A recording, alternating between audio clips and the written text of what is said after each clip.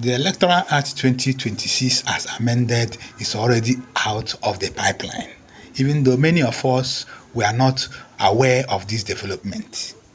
We are distracted by a lot of things, online banters and personal issues, and we are not aware of this development. However, a former INEC resident commissioner for Cross River State, Barrister Mike Igini, has taken his time to dig into that act, and he was able to find a lot of loopholes, especially 3 or 2 outstanding loopholes. And he came on Arise Television to make them clear.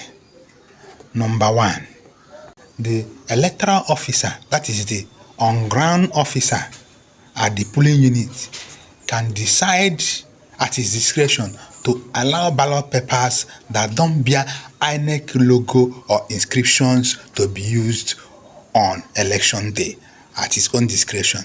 What this means is that you will be allowed to throw in ballot papers that don't bear INEC logos, provided the electoral officer on ground agrees with you. That means you can just bring in any paper, any ballot paper from anywhere. You can print your own and bring it on election day, on election ground, and give the electoral officer on ground small money, small bribe, and he will allow you to use that paper to vote. And INEC is bound to count that vote as valid, which means politicians can go in their house or inside warehouses, print and thumbprint as many ballot papers as possible. They will consent their agent and they will give the electoral officer on ground small money, and he will allow those papers to be used. And INEC will be bound to count them as valid. It is like a student writing an exam with a paper that does not bear the logo of the school.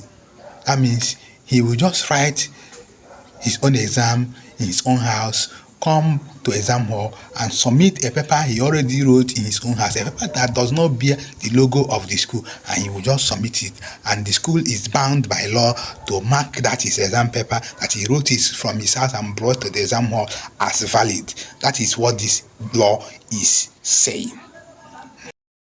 Yes, that is what that law is saying in very simple layman's term. Number 2 is this. The electoral officer, that is the on-ground officer at the polling unit, can decide at his or her own discretion to accredit voters without the use of beavers.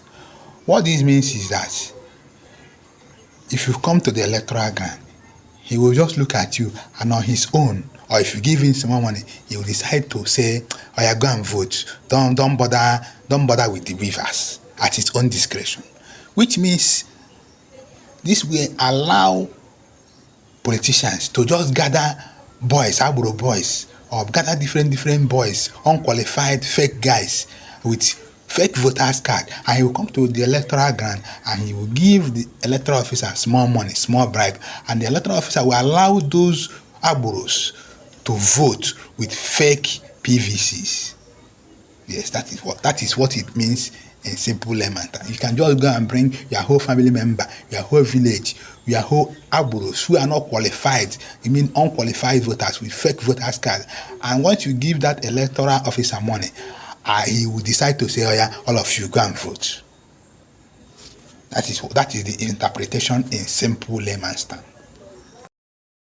Number 3, you can break any INEC guiding rule for election. That is, you can break any electoral guideline of INEC as an electoral officer, provided you did not break any rule in this Electoral Act that they just put forward.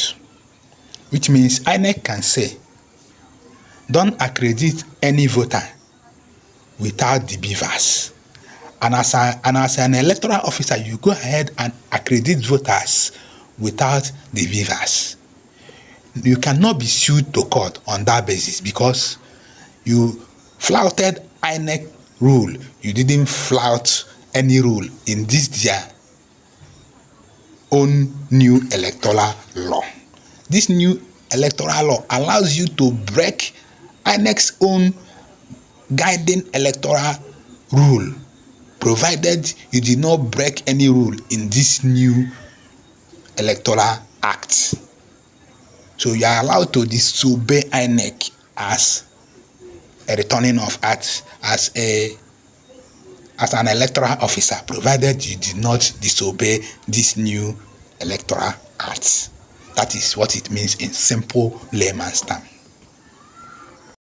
If you look at these three loopholes, this is to you understand that these people, they don't care about us. They are not there for us. They are there for themselves. They are making laws that will ensure they continue to perpetuate themselves in power.